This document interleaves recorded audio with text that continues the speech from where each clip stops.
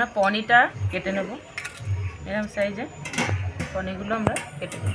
আমার তেলটা গরম হয়ে গেছে, লবণ হলুদ মাখানো পনিরটা ভেজে নেব।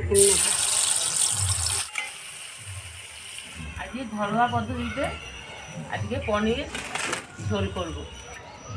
নমস্কার বন্ধুরা, শিলার রান্নাঘরে আপনাদেরকে স্বাগত। তাহলে দেখতে থাকুন কীভাবে আমরা পনিরের ঝোল রান্না করি। অনেক দিন পরে আজকে আমাদের যে বোন অসুস্থ ছিল আজকে এসেছে।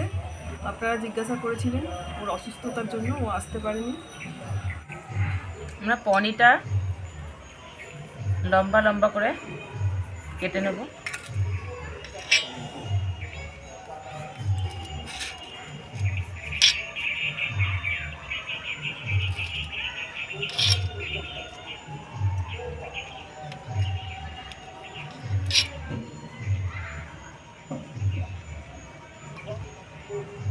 এরকম সাইজে পনিরগুলো আমরা কেটে নেব।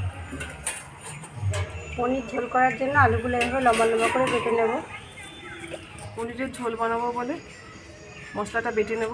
শুকনো লঙ্কা, কাঁচা লঙ্কা আর জিরে একসঙ্গে বেটে নিচ্ছি।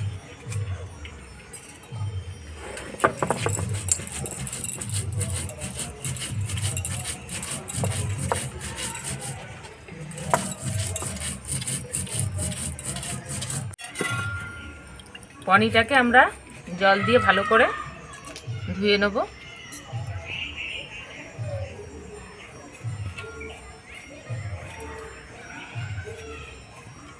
পনিরটা আমরা ভালো করে জল দিয়ে ধুয়ে নিয়েছি।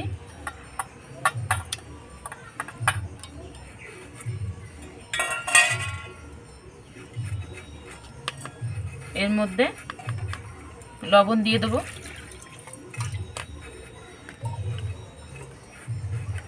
হলুদ দিয়ে দেবো, এবার মাখিয়ে রেখে দেবো।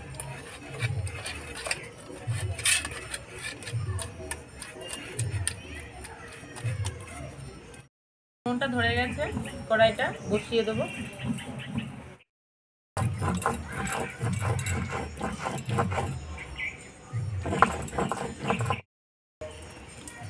কড়াইয়ের মধ্যে সাদা তেল দিয়ে দেবো পনিরগুলো ভাজার জন্যে।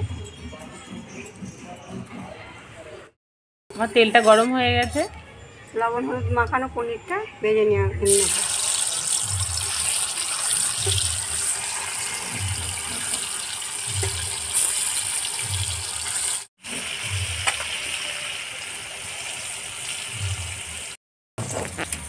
জিরে লঙ্কাটা বাটা হয়ে গেছে, কয়েক টুকরো আদা ওর সঙ্গে বেটে নেব।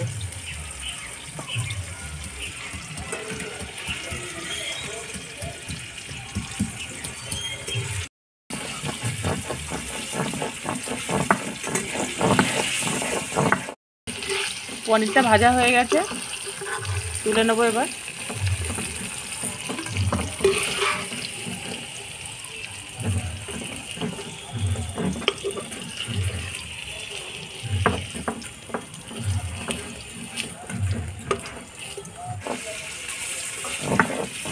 জিরে লঙ্কা আদাটা বাটা হয়ে গেছে, এবার তুলে নেব।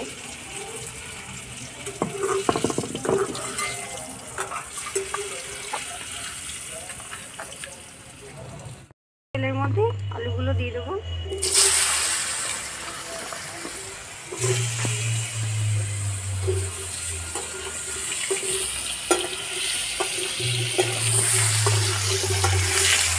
এর মধ্যে সামান্য পরিমাণ লবণ দিয়ে দেবো, ভালো করে ভেজে নেব।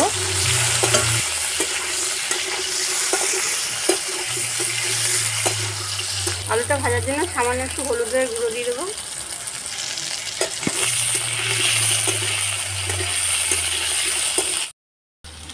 আলুটা একটু ঢেকে দেবো নরম হওয়ার জন্যে। এলাচটা এবার বেটে নেব।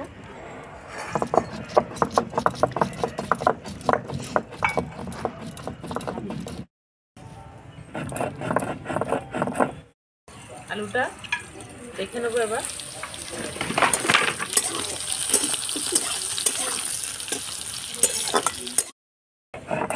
এলাচটা বাটা হয়ে গেছে, এবার তুলে নেব।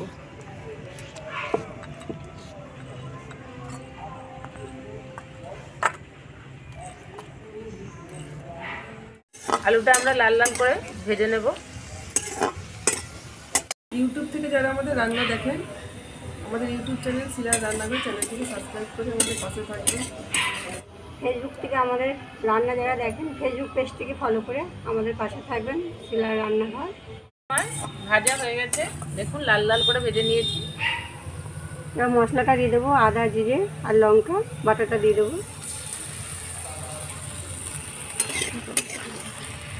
ভালো করে মশলাটা আলুর সাথে কষিয়ে নেব।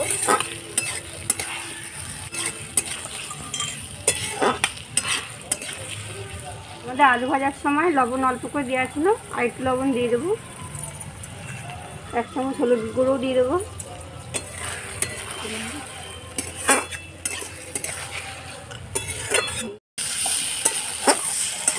মশলার সাথে ভালো করে কষিয়ে নেব।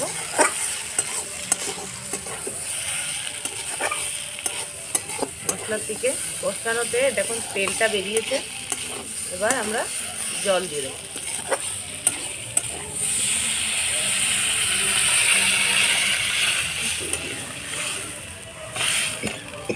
এবার ঢেকে দেবো। ঢাকনাটা খুলে দেখে নেবো আমরা।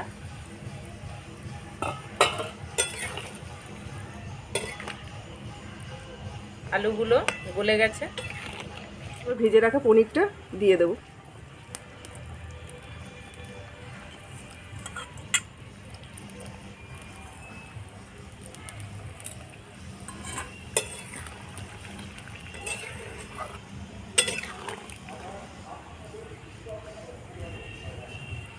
ভালো করে নাড়িয়ে নেব। বেটে রাখা এলাচটা দিয়ে দেবো।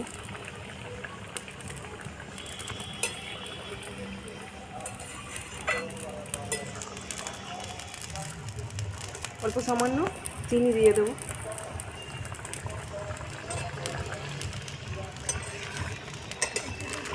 ভালো করে নাড়িয়ে নেব। দিয়ে উনুনটা খুব ধরেছে আমাদের। আমাদের পনিরের ঝোলটা হয়ে গেছে, এবার নামিয়ে নেব।